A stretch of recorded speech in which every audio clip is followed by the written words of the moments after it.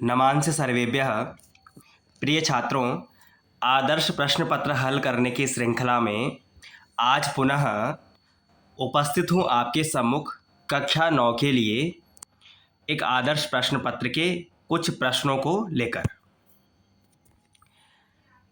प्रिय छात्रों, कल हमने देखा था कि प्रश्न संख्या 5 को आज आपके सम्मुख यहाँ पर प्रश्न संख्या 6 उपस्थित है। देखते हैं प्रश्न संख्या 6 में क्या करना है। प्रदत्त विकल्पेभ्यः उचित शब्द रूपाणि चित्वा रिक्त स्थानानि पूरयत।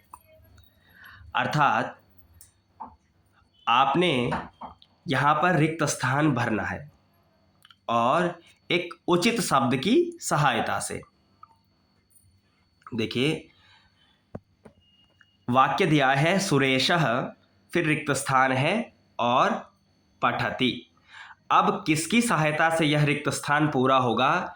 इन विकल्पों की सहायता से। विकल्प में है पुस्तकस्य, पुस्तकाय, पुस्तकम, पुस्तकात्, ये सब चारों विकल्प हैं। अब देखिए, सबसे पहले कैसे इसको हल करना है सरलता से। पहले वाक्य पढ़िए, सुरेशः पठति। अब आप समझ गए वाक्य को पढ़ने से कि सुरेशः इसमें कर्ता है और पठति इसमें क्रिया है। इसमें कर्म नहीं है बीच में, और सामान्यतः जो बीच मध्य में जो कर्म है उसमें द्वितीया विभक्ति होती है। यानी सुरेश किसको? पुस्तक को पढ़ता है। वाक्य बनेगा हिंदी में। अब यहाँ पे देखिए इन विकल्पों में कि पहला है पुस्तकस्य यानी पुस्तक का, तो सुरेश पुस्तक का पढ़ता है, ऐसा वाक्य सही नहीं है। दूसरा है पुस्तकाय, पुस्तक के लिए। तीसरा है पुस्तकम, पुस्तक को। और चौथा है पुस्तकात् अर्थात पुस्तक से। तो यहाँ पर उपयुक्त विकल्प बनेगा पुस्तकम। आप केवल यदि कर्म भरना हो तो द्वितीया की सहायता से वहाँ पर भर सकते हैं कि सुरेशः पुस्तकम पठति।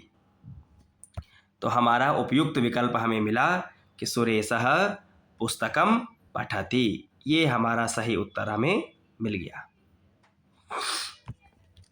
इसके पश्चात दूसरा है मोहनः मम मित्रस्य अस्ति। मोहन मेरे मित्र का है। अब है पुत्रम, पुत्रः, पुत्रेण और पुत्राय, है ना। तो पुत्रम का अर्थ है पुत्र को, पुत्रः अर्थात पुत्र, पुत्रेण पुत्र के द्वारा और पुत्राय पुत्र के लिए। तो इनमें उपयुक्त विकल्प बनेगा मोहनः मम मित्रस्य पुत्रः अस्ति। मोहन मेरे मित्र का पुत्र है।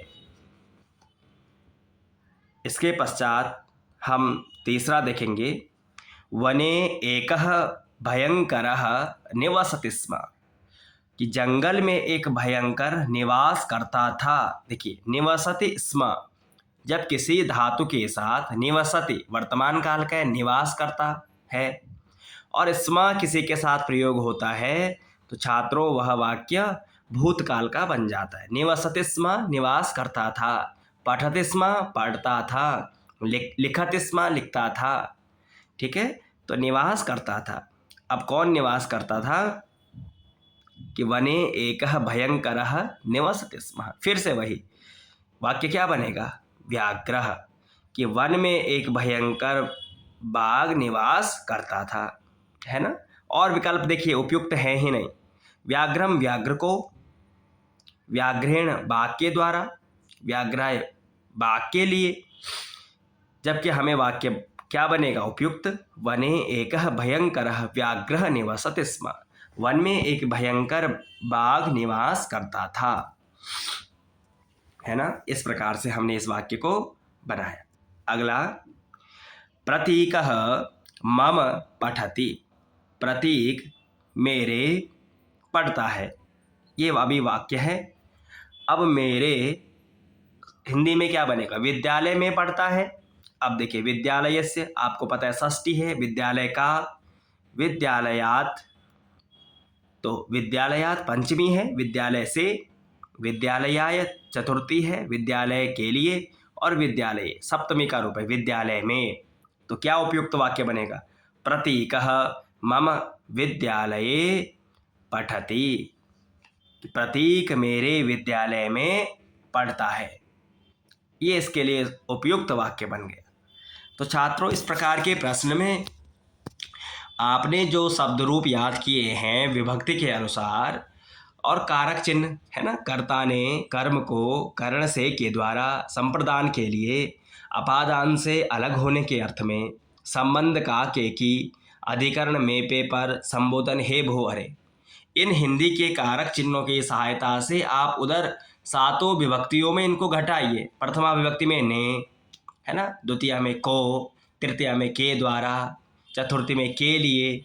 ऐसे आप जब शब्द रूप में घटाएंगे कारक चिन्हों को, तो उससे सामान्यतः आपका वाक्य बन जाएगा। जैसे प्रतीकः मम पठति, तो प्रतीकः मम पठति, तो प्रतीक मेरे पढ़ता है। अब हिंदी वाक्य आप बना लेंगे कि मेरे क्या विद्यालय में पढ़ता है। अब इसमें से देखिए कि में यानी सप्तमी का कौन सा रूप है? सप्तमी में आता है ना में, अधिकरण में पेपर, तो सप्तमी में क्या बनेगा? विद्यालय प्रथमा का रूप है, तो रामः सप्तमी में रामे, ऐसे विद्यालयः विद्यालये। ऐसे आपको यहाँ पर शब्द भरने हैं। तो ये प्रश्न संख्या 6 है, जिसमें आपने विकल्पों के अनुसार उचित शब्द रूपों को चुनकर रिक्त स्थान भरने हैं। अब आगे देखिए, प्रश्न संख्या हम 7 की ओर चलेंगे। प्रश्न संख्या 7 में देखिए, उचित लकारम प्रयुज्य क्रियापदैः वाक्यानि पूरयत। 4 प्रश्न करने हैं, 1 नंबर का एक प्रश्न है कि आपने यहाँ पर उचित लकार का अर्थ है काल, है ना, उचित लकार की सहायता से इस रिक्त स्थान को भरना है। इसमें कुछ क्रियाएं दी हुई हैं, इन क्रियाओं की सहायता से ये वाक्य संपूर्ण होगा। देखते कैसे करना है। पहला है माता व्यंजनम, माता व्यंजन। अब क्या, अब देखिए सारे पच धातु के रूप है, पच धातु अर्थात पकाने के अर्थ में है। तो माता व्यंजन पकाती है, तो माता क्या है? एक वचन का है ना, तो क्या आएगा एक वचन में? प्रथम पुरुष का रूप है ना, तो माता व्यंजनम पचति। ठीक है, माता व्यंजनम पचति, माता व्यंजन भोजन को, है ना, या किसी व्यंजन को पकाती है। अगला देखिए, मम अध्यापिका विदुषी अस्ति,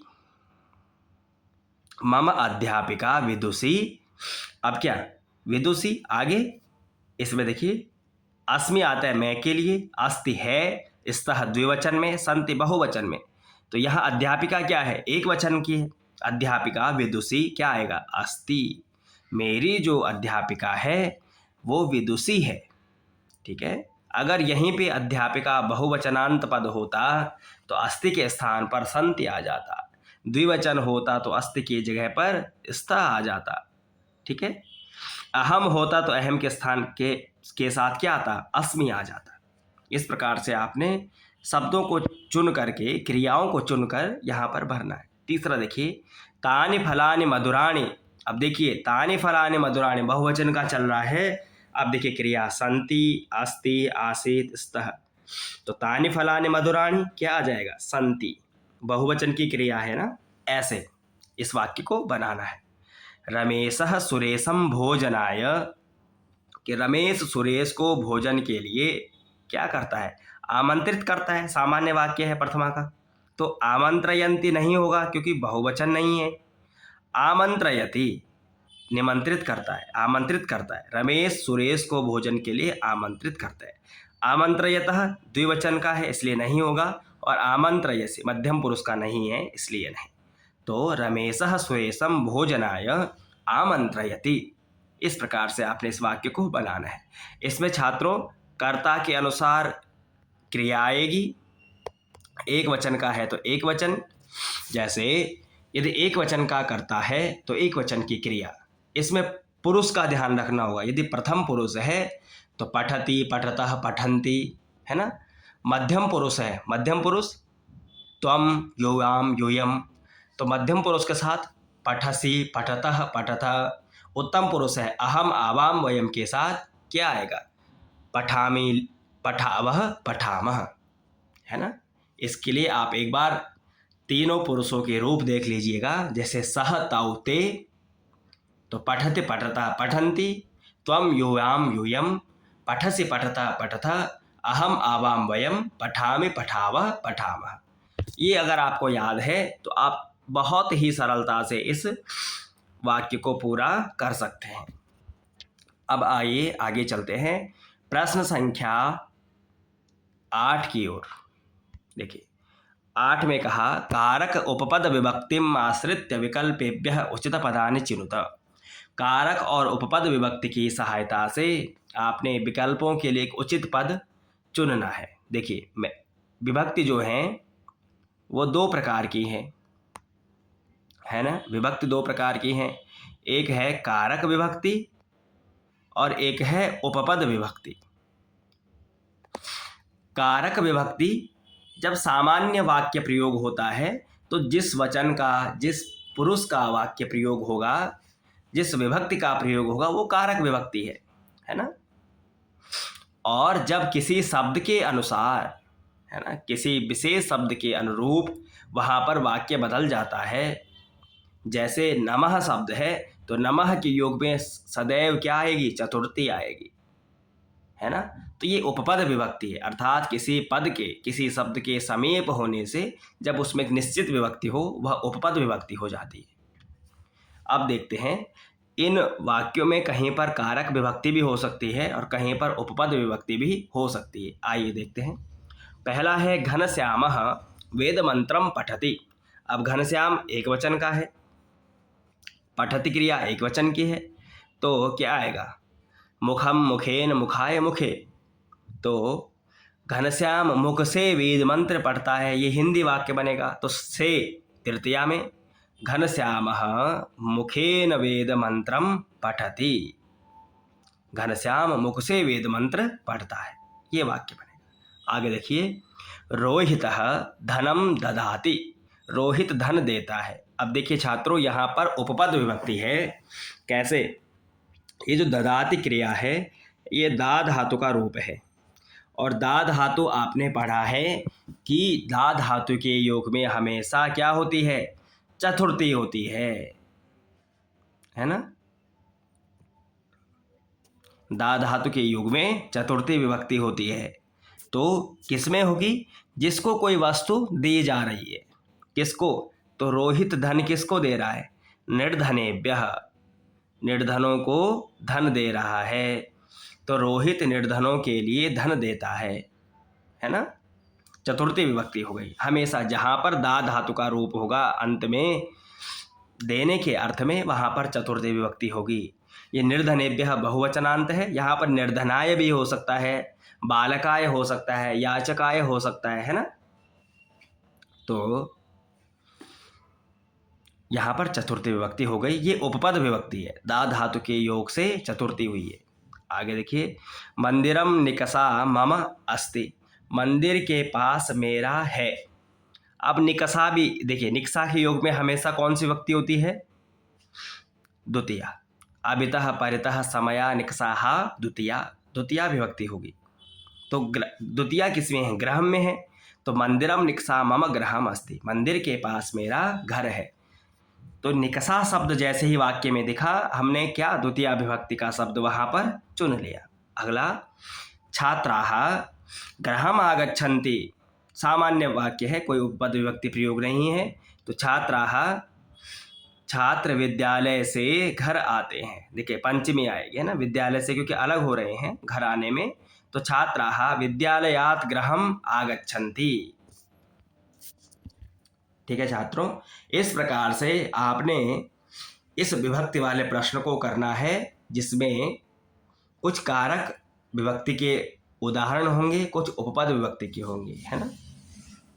तो आप एक बार उपपद विभक्ति वाले सूत्रों को देख लेंगे जो आपके पाठ्यक्रम में हैं, उससे सरलता से आप इन वाक्यों को, यदि इसके अलावा कोई और उपपद शब्द भी आता है, उसको भी कर पाएंगे, है ना। जैसे नमः के योग में चतुर्थी, स्वस्ति के योग में चतुर्थी, है ना, और दा के योग में चतुर्थी, सह साकम समम सार्धम, है ना, इसमें तृतीया, और आवितः परितः समया निकषाहा, इसमें द्वितीया।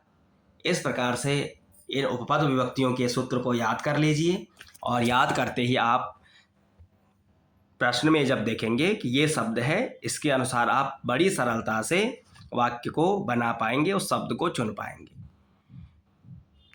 कल हम चर्चा करेंगे प्रश्न संख्या 9 और उससे आगे के प्रश्नों पर। तो इस प्रकार प्रश्न पत्र की श्रृंखला में आप बने रहिए। आप सभी का धन्यवाद।